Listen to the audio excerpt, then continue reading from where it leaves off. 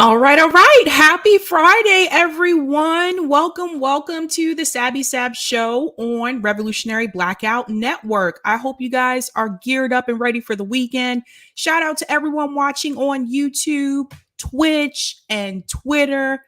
Welcome all. I want to give quick shout outs to people in the chat. What's going on? Carr says, just here to upvote. Be back later. All right, well, come on back. Shout out to Baba Yaga Prepper. I'm here and I'm heated. Everything going up in price. Last 6 months, I got to enjoy my car insurance finally lowering. Nope, not the next 6 months. Psych, $70 more. No notification, just took my money out. That is unfortunate, Baba. That's ridiculous. Shout out to CBC Voter, says, happy Friday, Sabby Sabs. Keep up the struggle. Shout out to Brandy, says, hello. Greeting, mad scientist Mike, says, doobie doo. Shout out to Quetzal Cortez. All right. What's Nomiki up to now? I'm going to get into that. Shout out to XQ, says, abolish student debt relief. Greetings, Lawrence Johnson. Always great to see you, says, doobie doo. What's going on, Aspen Fallen? Shout out to Terry Conley, says, hello, RBN fam. Shout out to Savvy Sav, says, hi, Savvy. All right, guys, what are we talking about tonight? Let's go ahead and get into it. I hope my car insurance didn't go up. I should probably check that. It comes out automatically, so yeah, I should really check that.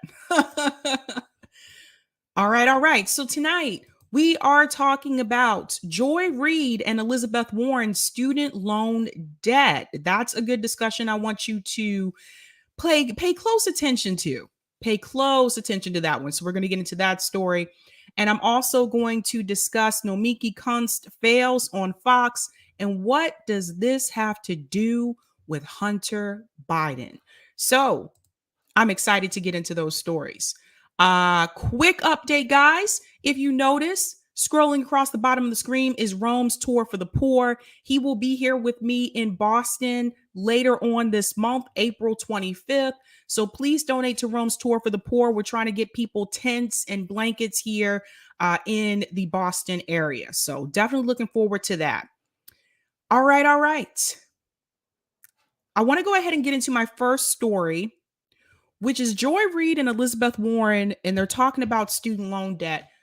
So I want to give a quick shout out to Case Study QB for this clip. He's always producing great content, you guys. Definitely support him on Twitter. Let me go ahead and share this video. And I'm going to chime in here and there. So here we go.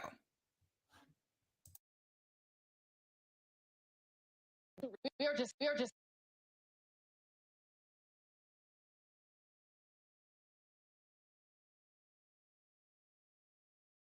7 months away from the midterm elections, and the Republican Party has successfully ground President Biden's domestic agenda to a slow crawl, which, let's not forget, was always the goal.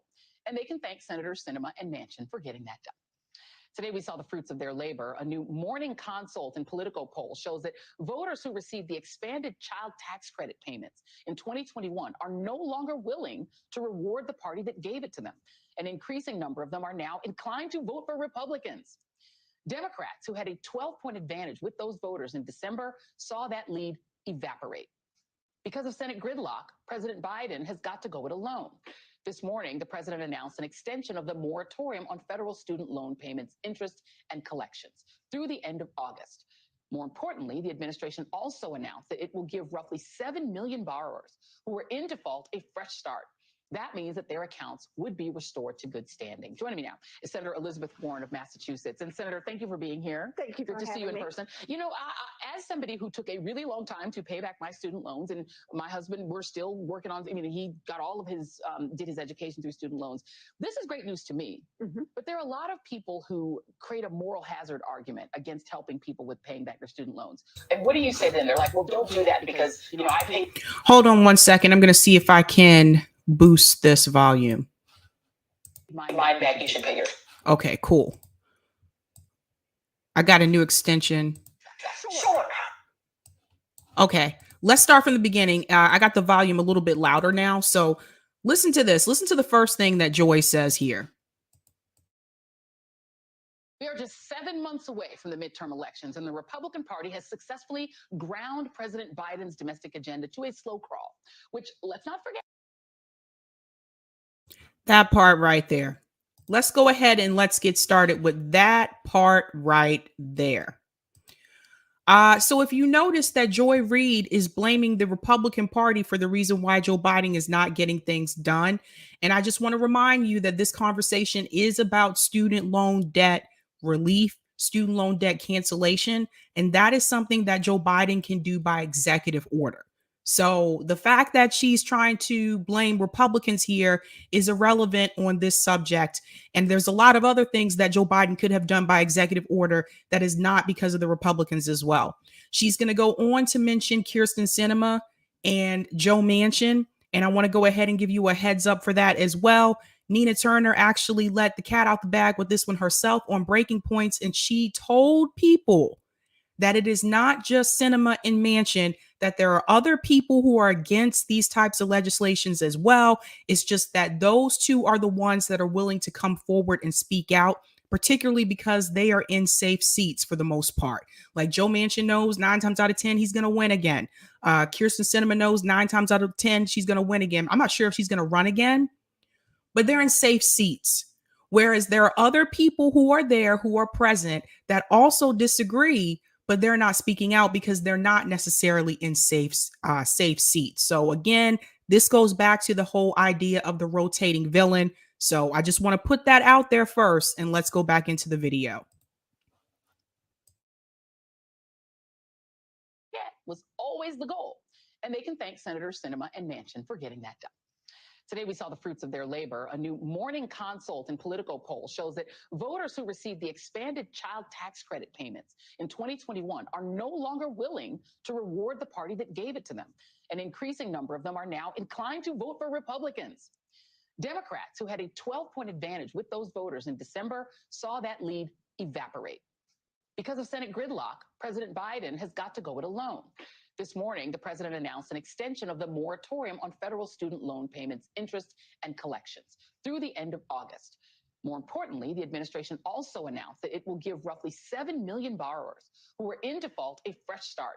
That means that their accounts would be restored to good standing. Joining me now. All right, let me chime in here. Many of you know, if you've been watching me for a while, you know that I worked in higher education. I was an academic advisor. I've done this for a long time. I've been on the financial side as well of higher education. So I know where the money goes and I know where the money is spent. So I'm very knowledgeable on this subject. But one thing that I want to point out to you, she just mentioned to you that they are going to extend student loan payments. So this has been extended till August this time. Now, they started doing this last year. If you go all the way to August, it would have been a year that people have had their student loan payments basically on hold. My response to this, if they can extend it for this long, then they can just cancel it. And that's what I want people to really pay attention to here. The same way that he continues to extend and extend and extend, they could have just canceled it. These companies will be okay. They're insured, they're protected. They'll be fine because you still have students going into college taking out student loans. So when people say, "Oh, these companies are going to fall, they're going to fail, they're going to just crumble," that's not true. I see the number of students that come in taking out student loans. Freshmen, grad students, and by the way, grad student loans are enormous. Enormous, because a lot of times they have to use that money for housing as well, because some of them are in programs where they're not allowed to work. So this is just something I want you to keep in mind as she goes into this discussion with Elizabeth Warren. If you can do all of this for a year, at this point, they can go ahead and just cancel it, but they're not going to do that. So just keep that in mind. Going back into the video. is Senator Elizabeth Warren of Massachusetts. And Senator, thank you for being here. Thank you for Good to see you in having me. person. You know, as somebody who took a really long time to pay back my student loans, and my husband, we're still working on, I mean, he got all of his, did his education through student loans. This is great news to me. But there are And this is something I want you to pay close attention to too. You notice Joy Reid said it took her a long time to pay back her student loans. And she said her husband is still paying back his student loans. Now, I don't know Joy Reid's age, but I'm guessing she's older than me, right? I'm guessing maybe Joy Reid maybe almost 50. I'm not sure. But the fact that at that point, her husband is still paying off his student loans. This is ridiculous. And this is what's happening in this country. You have people, I'm just going to be honest with you, after talking to some of my students, they're never going to be able to pay this off.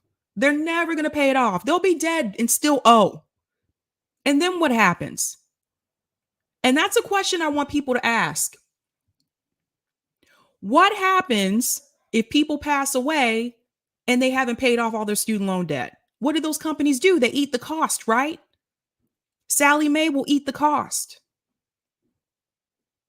So that's something I want people to consider. She's 52, Colin. Okay, so again, that's ridiculous. Nobody should have to pay on student loans for that long. No one. Now listen to what Elizabeth Warren is going to say, because I told you guys before, Elizabeth Warren is a snake. She tries to pretend like she's progressive. She's not progressive. Elizabeth Warren says what needs to be said to get people to win them over for votes. But Elizabeth Warren is not really. Listen to what she says. Listen to this. I'm going to go in. There are a lot of people who create a moral hazard argument against helping people with paying back their student loans. And what do you say to them? They're like, well, don't do that because, you know, I paid mine back. You should pay yours back. Sure. Part of it is we have to remember who takes out student loans. It's not rich people, and it's not people who aren't trying. It's people who just weren't born into families that could afford to write a check for them to go to college. And yet, we want to invest in those people. Now, when I was hitting college age, the way we invested is we made those public universities almost tuition free. I went to college, graduated, $50 a semester. Got my $50. I want you to see how crazy that is today. And I've talked to other people too. I've talked to other people, older people. They weren't paying what we paid to go to school, $50 a semester or $100 a semester. You know what people are paying today? I'm just going to talk about the state schools. Let's not do the private schools because those are astronomical and most people don't get into the private schools anyway. But let's go with a state school. So the University of Chapel Hill, North Carolina is a really good school. It's like a top 30 school last time I checked. It's a public university. Even at the University of South Carolina, I think last time I saw, I have to double check, I think they're at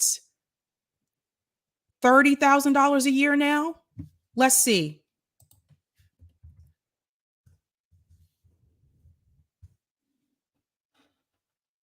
And this is what kills me, the in-state and out-of-state.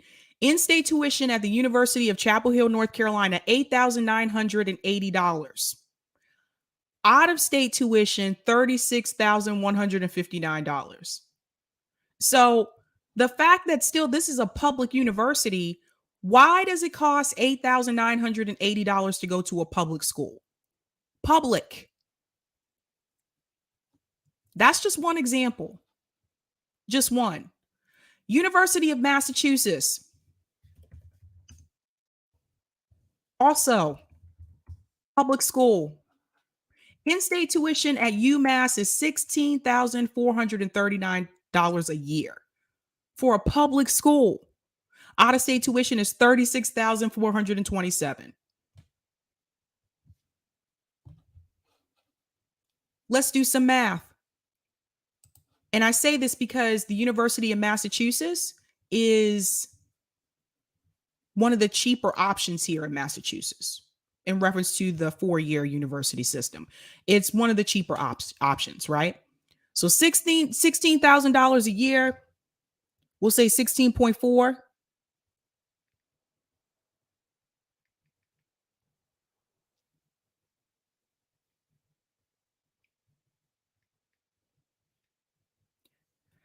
After 4 years, that's $65,600 for public school. The problem is you have people graduating from UMass not even making $65,000 a year. And you have to pay for rent and food just to live. God forbid you end up with a health issue and you end up in medical debt. That's ridiculous. Now, she just told you $50 a semester. I've had people tell me they paid $100 a semester. How on earth did we go from $50 a semester to $100 a semester to $16,000 for a whole year? That doesn't make any sense. I'll go back in. Yeah, and Colin's right. Not including books and transportation. By the way, those numbers that I gave you, that's just for tuition. That's not room and board. And that gets a lot of people, by the way, is the room and the board. It's cheaper to live off campus. I've been telling people this for years. But some colleges require freshmen to live on campus for their first year. Some people can't live off campus because their parents don't have the credit score for them to live off campus, or they have zero credit, so they can't sign a lease because they don't have any credit. There's no credit history. Let's go back in.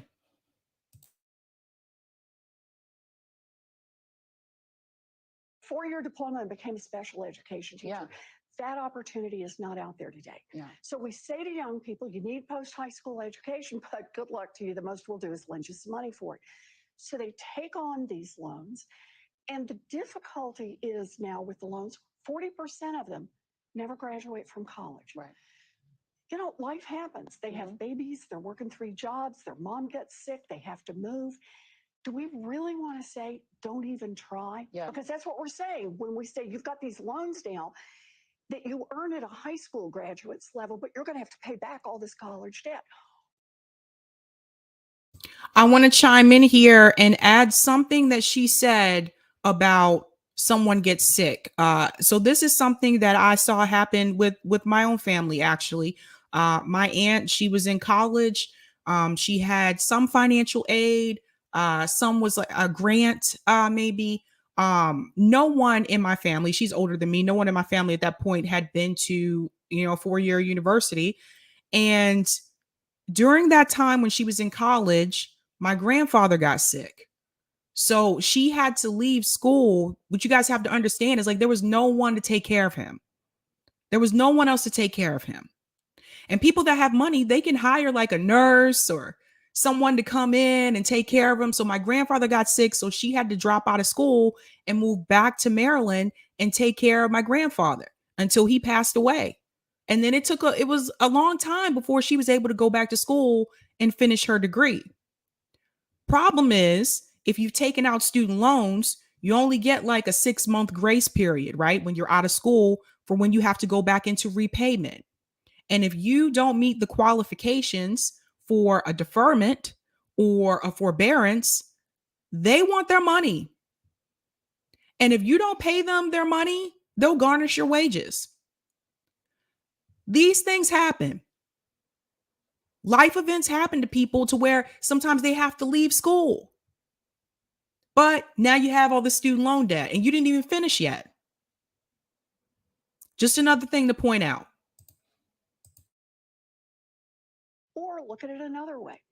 It's a race issue, it's a gender issue, it's an equality issue.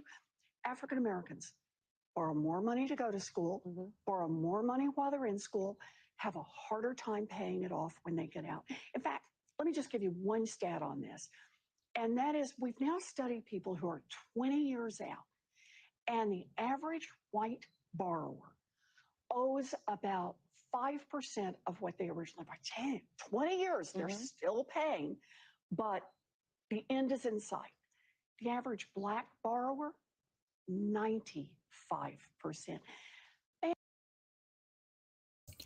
And that's important for people to know and understand. And I want to say something about this as well. She mentioned that Black students have a harder time paying off student loan debt. Why is that? I'll give you a couple of reasons. Again, this goes back to the wealth gap.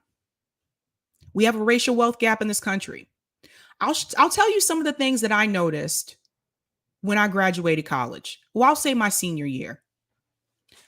One thing I noticed is that most of my white friends that I went to college with, they had something to fall back on with their family. And what I mean by that is if they didn't find a job as soon as they graduated from college, they could go stay with their parents until they found something.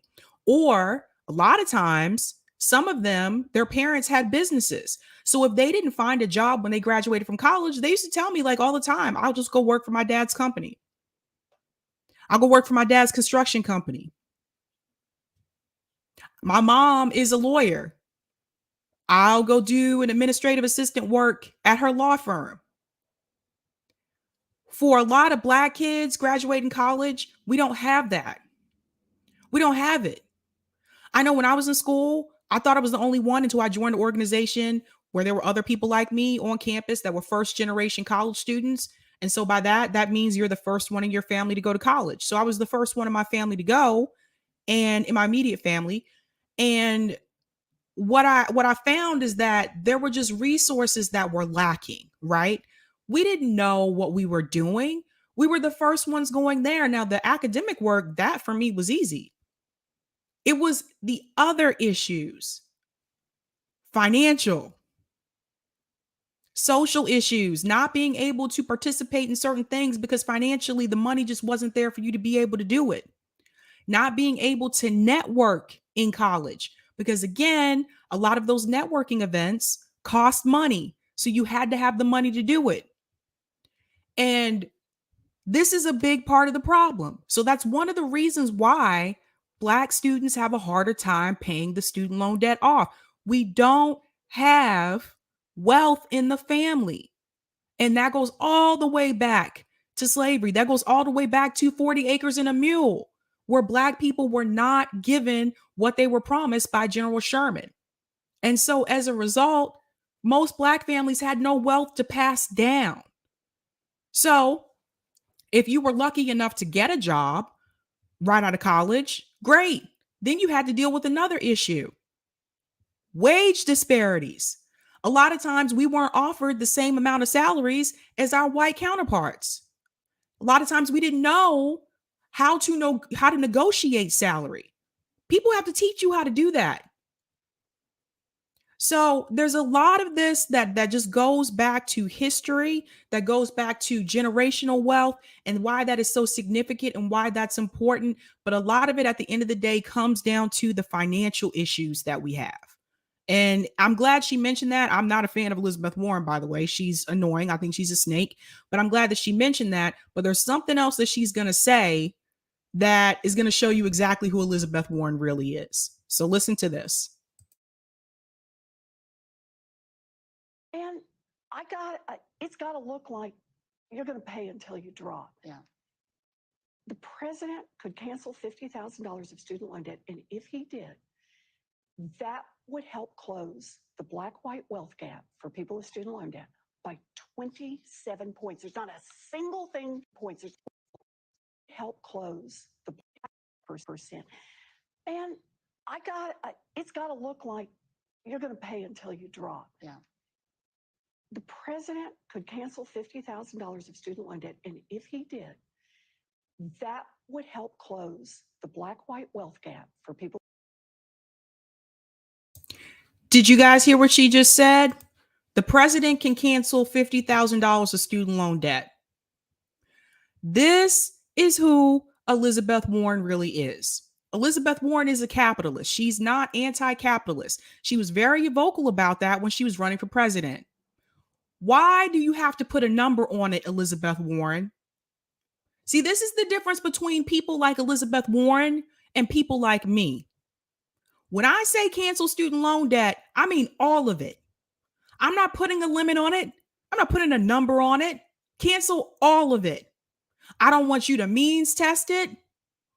I want you to get rid of all of it. Notice she only wants it to go so far. That is the thing with capitalists.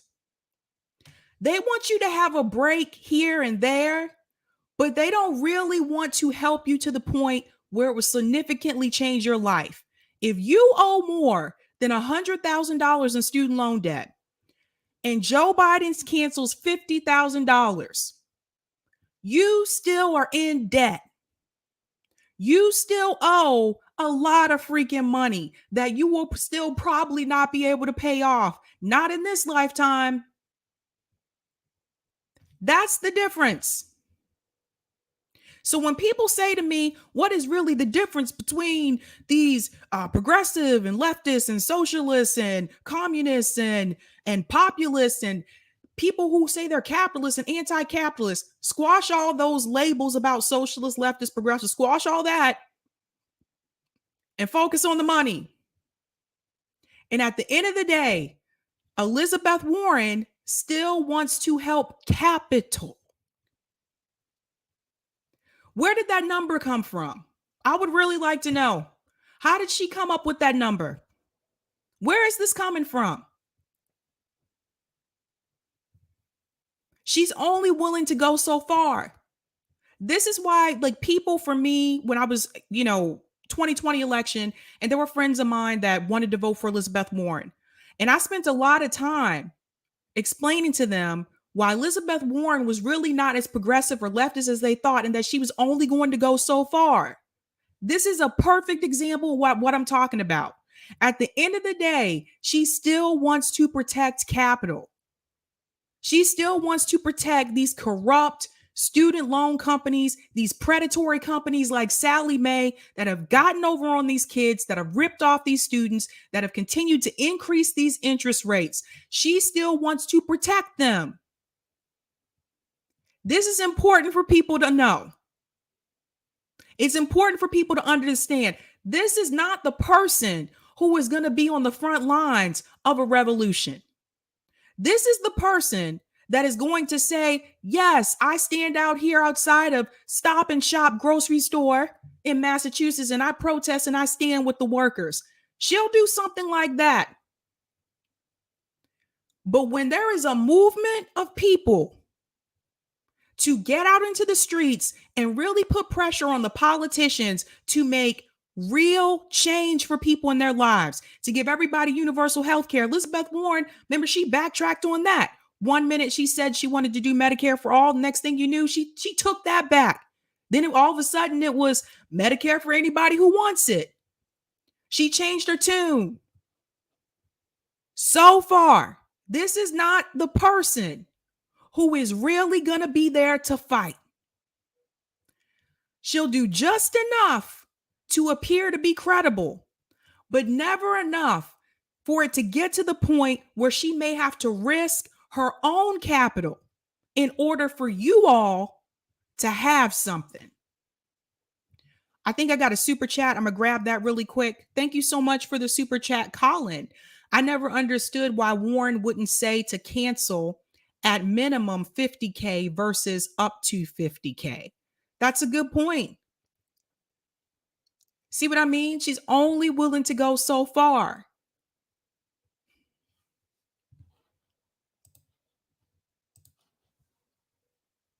That's Elizabeth Warren for you. Let's go back into the video. With student loan debt by 27 points. There's not a single thing the president of the United States could do to help close that gap. But why doesn't he do it? Because the other thing is, doing the moratorium and only extending it till August. There's an election in November. Good policy is often good politics. Yeah. One of the things you hear the most about is student loan debt from younger voters who are now discouraged and don't want to vote for Democrats, and they would if they were interested. But this is an issue to them. Why not extend it? Why not do the $50,000? What is the political argument from the White House that you hear back about why they won't do it? Joy's pretending to be naive here. Joy Reid knows exactly why he doesn't want to do it. She's pretending to be naive. It all goes back to the money. And I've shown this on the show multiple times before. These student loan companies, they donate to Republicans and Democrats. Both of these parties are owned by Wall Street. This is why they never do anything that's really going to help the people enough to change your lives or improve your lives. Joy Reid knows that. Elizabeth Warren knows that. She just shook her head. But honey, you sitting right in the Senate. You know what goes on.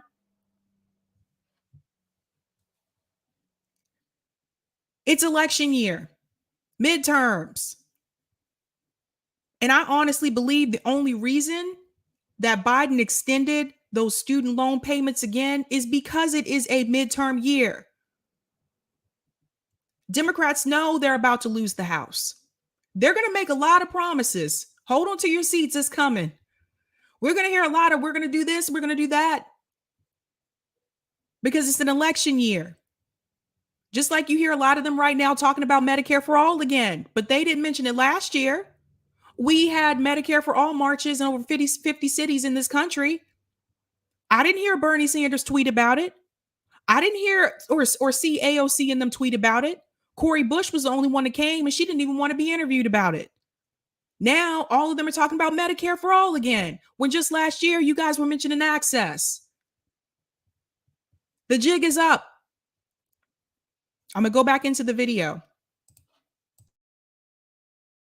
Is it a Mansion cinema thing? They'll get punished by Mansion for something else? I'm not going to try to take the other side of this argument because I really just don't believe it. The bottom line is it's a way to help close the racial wealth gap. It's a way to help close the gender gap. Mm-hmm. Women now carry 2/3 of all student loan debt. And by the way, Black women are the single biggest, they are carrying the biggest debt load of any group. Yeah. She's right about that. But again, if you know that, Elizabeth Warren, why would you limit it to only $50,000? What? Joy Reid should have come back with that question. If you know that Black women hold the largest amount of student loan debt in this country, why would you limit it to only $50,000?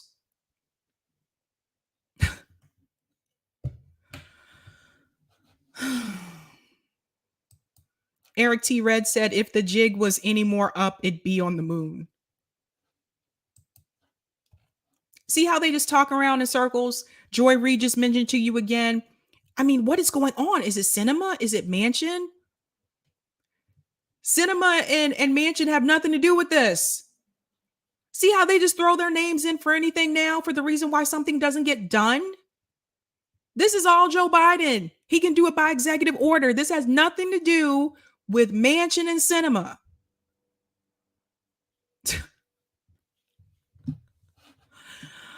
These people are a joke. So keep that one in mind. It's an equality opportunity. But here's the thing. Even if you don't have student loan debt, even if you don't know anyone who has student loan debt, which means there are like 4 of you out there, mm-hmm. but no matter what, you still would be helped if we cancel student loan debt. And the reason is because this is about investing in our economy overall. In the same ways that we invest in roads and bridges, we invest in public education, because ultimately it helps us all. This student loan debt burden is keeping young people from moving out of mom and dad's house. Yeah. It's keeping them from buying like homes. A mortgage payment. It's keeping them from starting businesses. Yep. This is data out of the Treasury Department, Consumer Financial Protection. But Joy Reid is full of it because Bernie Sanders said that exact same statement when he was running for president, and Joy Reid smeared him. Said that exact same statement that Elizabeth Warren is saying. She had a problem with it when Bernie Sanders said it, but she's okay with Elizabeth Warren saying it.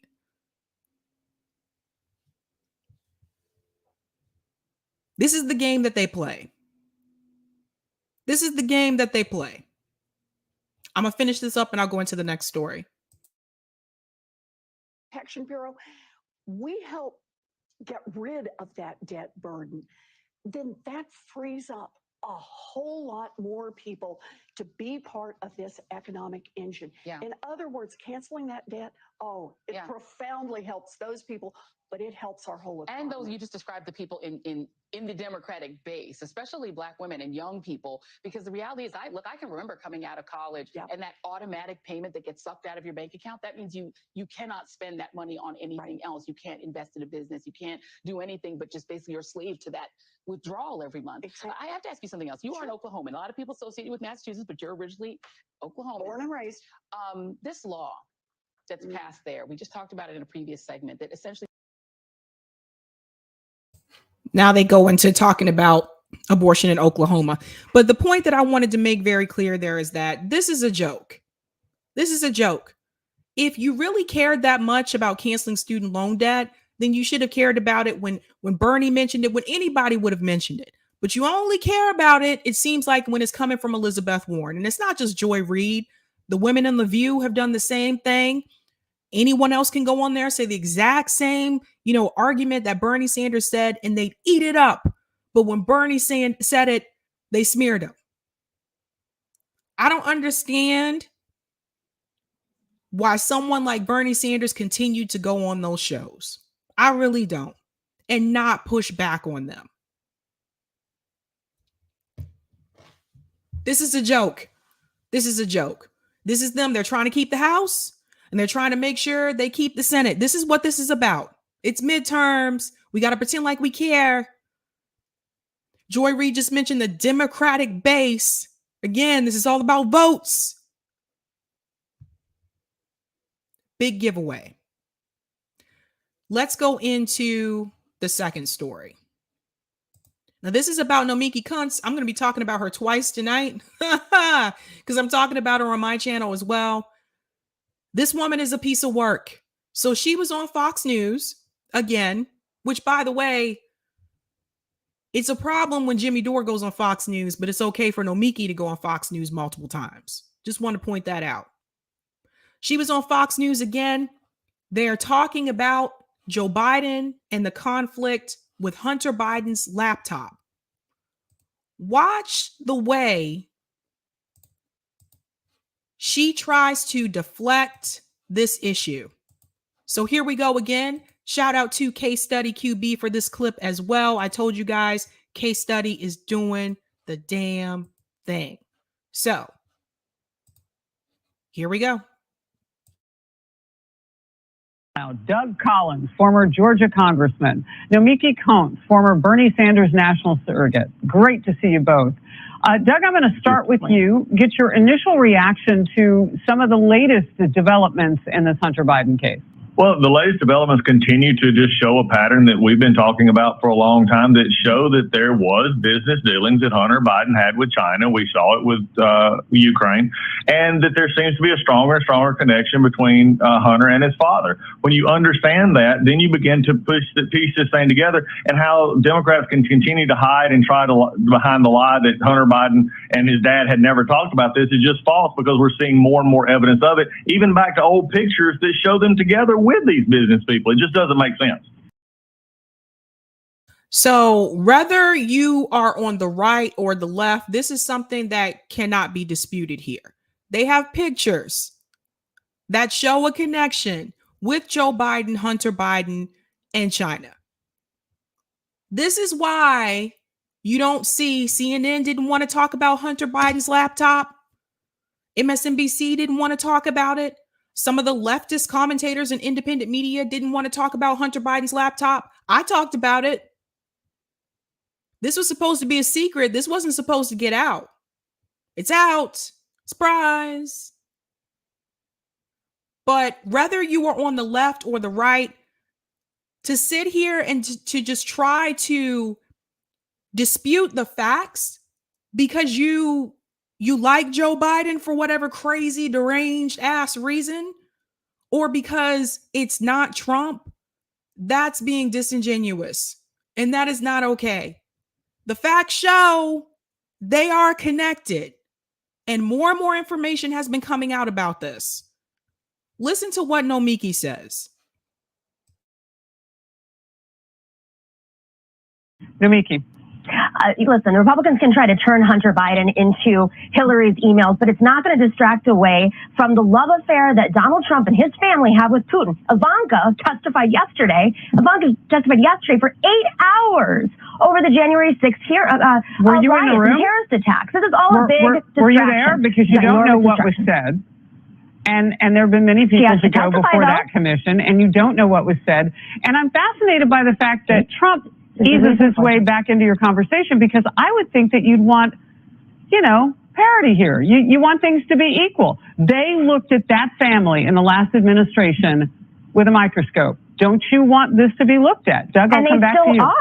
And they still are. The relationship that Trump has with Putin is very relevant to the. So this is something that she's done often on this show. Whenever people question her about Joe Biden and about issues with Joe Biden, she deflects back to Donald Trump. In fact, I did a clip about this maybe about a week and a half ago, where she did the same thing about the poll numbers. And so this is a problem. And one thing I want to point out, she didn't answer the question. Instead, she decided to bring up Donald Trump. Well, Trump's family did this and Trump's family did that. That's not the question. That's not the question. And I honestly believe the reason why they continue to invite her back on there is because they know she continues to make a fool out of herself over and over again.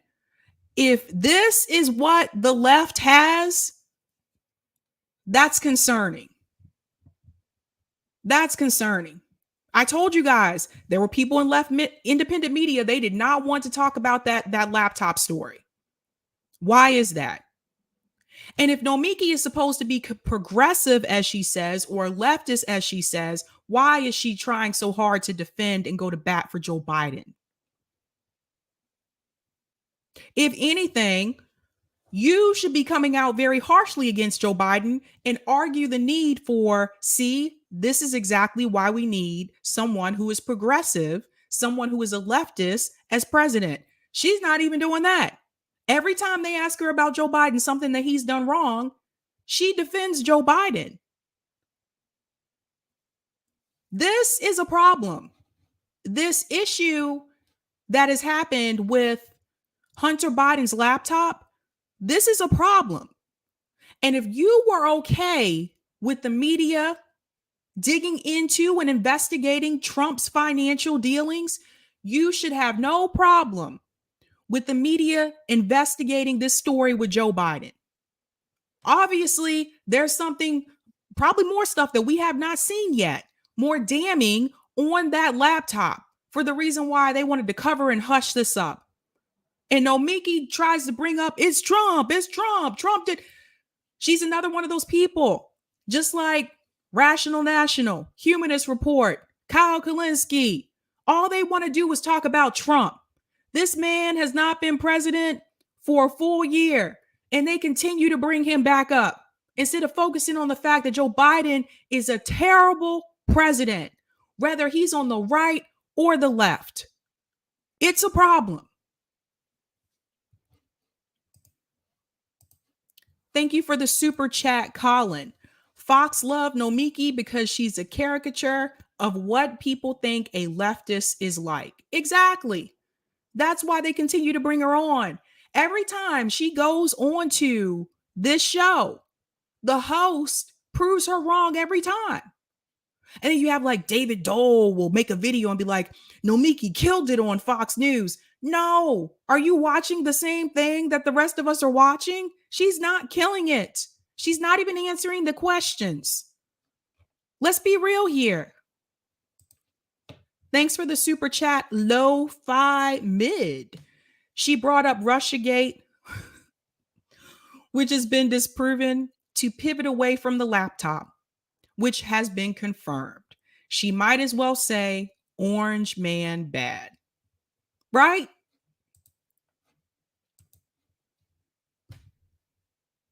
This is why, this is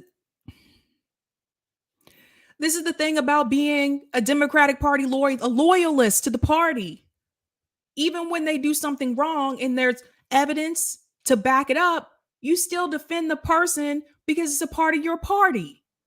And this is also the dangerous concept of putting those progressive candidates through the Democratic Party, because what it pushes you to do is to still root for the Democratic Party. It's a problem. Some people don't want to admit that, but I'll be damned if I sit back and just pretend like everything's hunky-dory just because Trump is gone.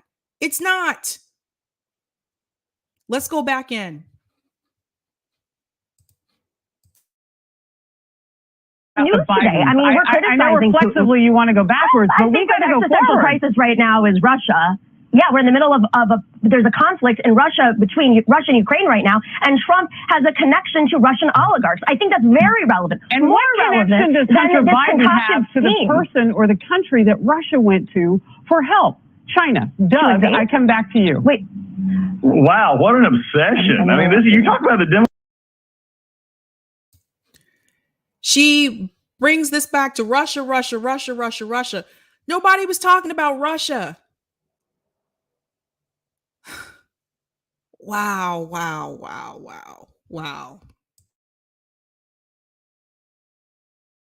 Democrats flaming up here. This is exactly what we've seen. This is exactly, I mean, why so touchy about Hunter Biden? Why so touchy that you have to scream back to your, Trump did this, Trump did that? No, answer the question. You're not answering the question. The question is about Hunter Biden and his deals and why that's not being investigated and why the president himself in a debate said, why president, I sat quietly through your rant. Nomiki, let him speak. Go ahead, Doug. I sat quietly through your rant.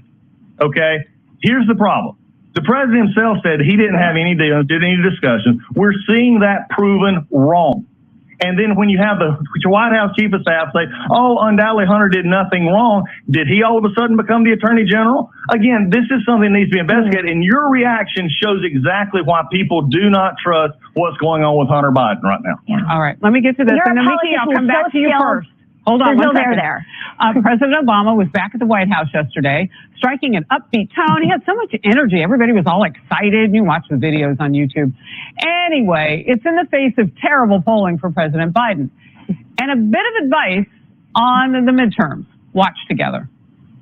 Vice President Biden, Vice President. That was a joke. That was all set up. I heard some changes have been made by the current president since I was last here. Apparently, Secret Service agents have to wear aviator glasses now. The Navy mess has been replaced by a Baskin Robbins. Mr. President, what do you say to Democrats worried about the midterm? What do you tell Democrats worried about the midterm? And there's Barack Obama's advice is, we got a story to tell, just got to tell it. That is the most lame ass response or piece of advice I've heard. That's something like a fifth grader could say. Democrats have been telling their story all year. All last year. The problem is people aren't believing your bullshit ass story. That's the problem. We got a story, we got to tell it. They always bring back in Obama during these rough patches, hoping that he can win people over with his corny dad jokes and his fake charisma. That's why he's there. Let's listen to what they have to say.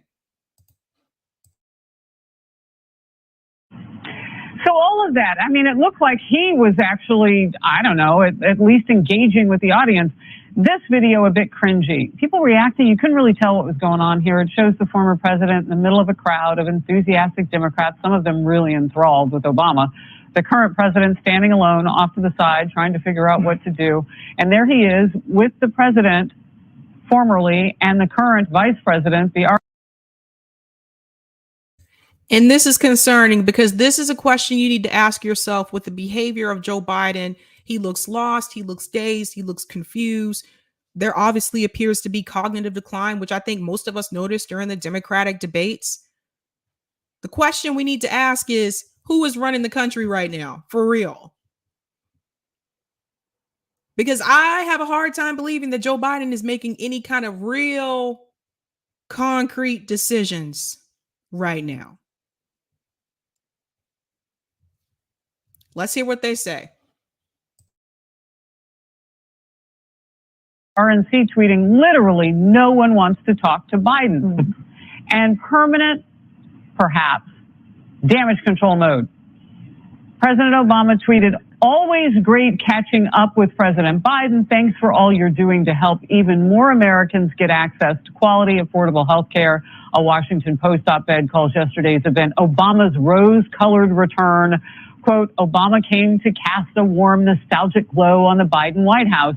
He came to deliver a bit of his familiar prose with its informal eloquence and uplift.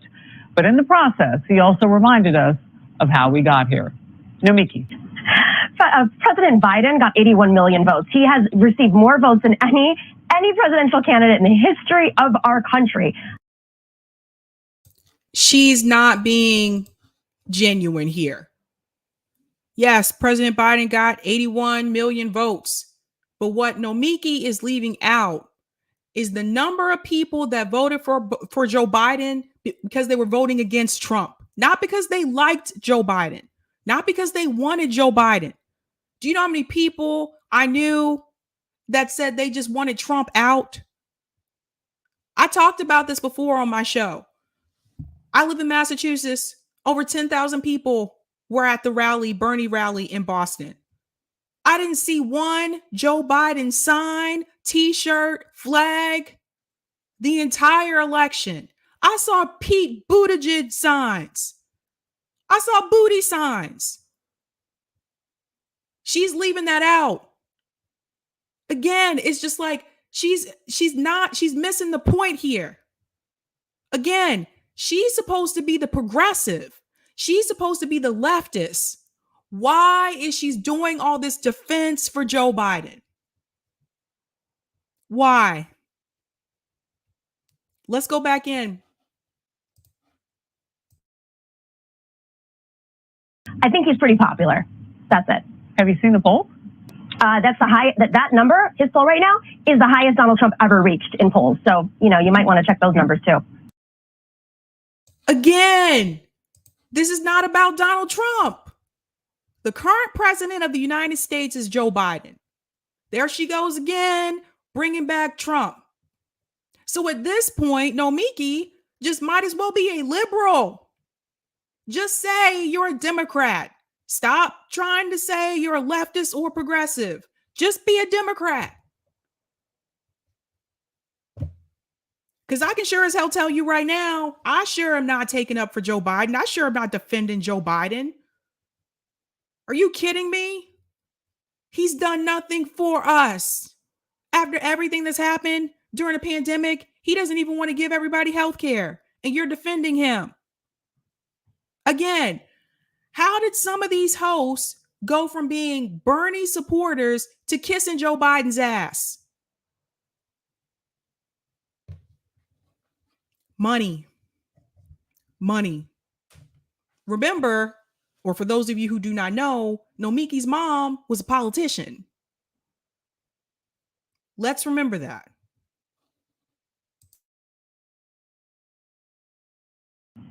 You've seen all of the polls. 81 million votes. You see he's underwater on COVID, on inflation, on everything. Doug, I'll come back to you. Inflation caused by CEOs gouging prices. So. And then also another thing, she keeps bringing up the votes. That was in 2020. It's 2022. Let's hold a vote right now and let's see how many votes Joe Biden gets. That was before Joe Biden was in office. If we held a vote for Joe Biden today, I bet you it wouldn't be 81 million votes. Because I know a lot of people that are not happy.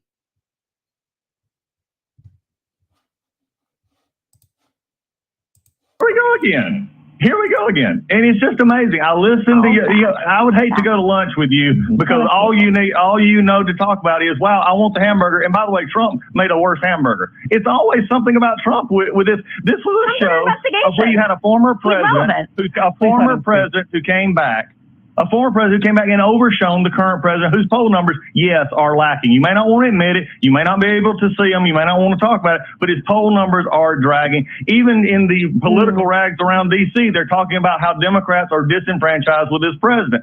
And that's at his current state with the actions that he has taken as president. Now, you can try to deflect all you want to a previous administration, but you've got to actually look at the administration that is currently in office, that is currently producing these results of an American people that are sorely dissatisfied with this president. And yesterday, a former president who looked back, as it said, with rose-colored glasses, made a showing, and it showed how bad this president is actually doing. I was just circling how many days we have until November 8th, 216.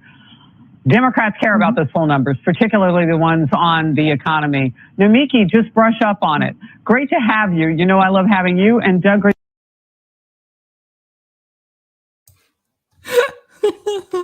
She said, Nomiki, brush up on it. This is embarrassing. This is embarrassing. We should hold the vote for Joe Biden today to see what those numbers would be. Like I said, I know a lot of people not too happy. Not too happy.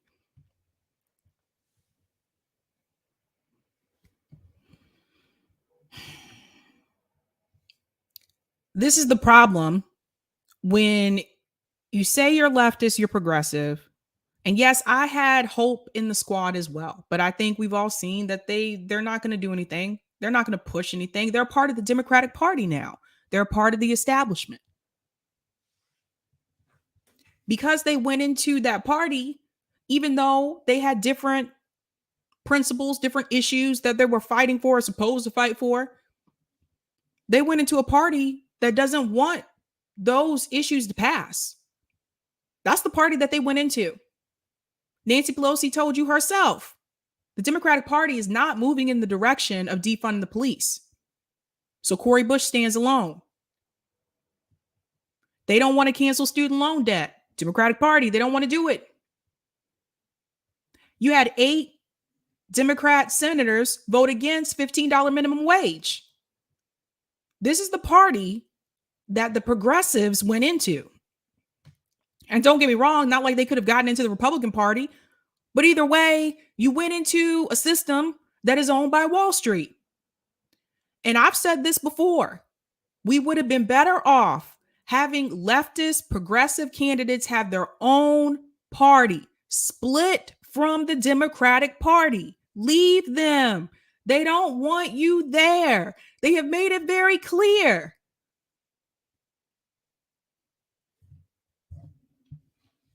So you have them in there, and then you find yourself, like Nomiki, like David Dole, defending the Democratic Party.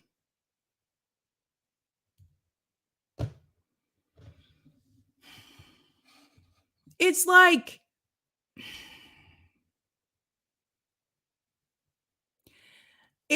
trying to join a fraternity that does not want you in it.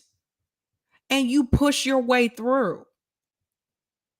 And they don't want you. Why would you still try to be a part of something that doesn't want you or your ideas or your issues? That isn't even going to let you bring your legislation to the floor. Let's be real. I don't see the squad passing any bills, boo. And that matters.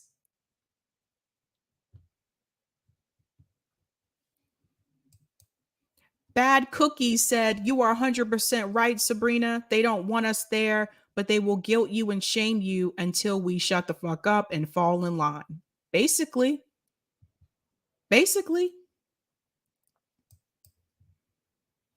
And people like me who criticize it, they're saying that I'm catering to the right. I criticize the right too. But if you think that because I'm on the left, that I can't criticize progressives that we have in DC, you are sadly mistaken. If you canvass for these politicians, you donated money to them, you voted for them, you have every right to be critical of them. They're not above criticism. But this is what some people are saying. Let me show you this. This is what I'm talking about later on tonight. This should be a pretty interesting discussion. Some people don't think that we should talk about it. They don't think that we should criticize them at all. Ooh, I just got a coupon for Five Below. Oh, darn it. That's cash back. Never mind. False alarm. Let's see. Boopity boop boop. All right. This should be a pretty interesting discussion tonight. Indy Left is coming on first. I'm excited to have Indy on. He's awesome, you guys. He's been a tremendous help. But if you want more Sabby, you can find me again in 1 hour, actually, at 8 p.m. Eastern Standard Time. I'll be on my channel, Sabby Sabs. And tonight, this is what we're talking about. Nomiki Konst attacks Crystal Ball, Jimmy Dore, and Aaron Mate. I'm going to get into that. That was on Majority Report. How dare we critique the squad? How dare we? We're not allowed to criticize AOC. Oh, I got a lot to say about that clip.